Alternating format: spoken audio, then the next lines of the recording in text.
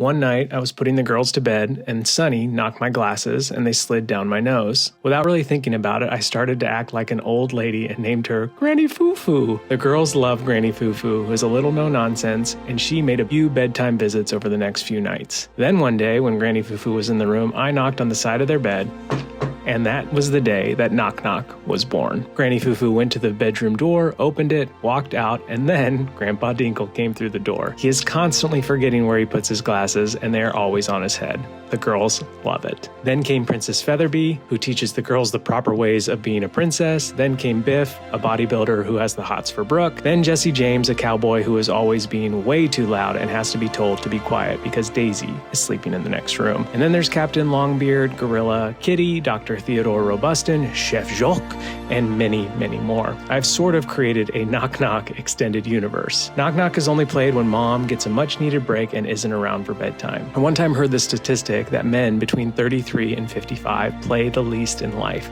They are mostly business and have very little fun. And I think a lot of that has to do with the pressure that we feel to provide for our families, lead them well, etc. But our kids need fun dad. They need a dad that plays and acts a little ridiculous from time to time. The game Knock Knock is a simple way to do that. So tell your wife to leave during bedtime one night and come up with your own cast of characters to create cherished memories with your kiddos. I'm guessing there will come a time when my girls teach their husbands about Knock Knock, and hopefully they will play with my grandkids. Sometimes it takes 10 minutes and sometimes it takes 30, but I know that when dad finally comes back into the room, the girls are always smiling ear to ear, ready to tell me about all the characters that visited them. And then the next morning, they are really excited to tell mom about both old characters and new ones.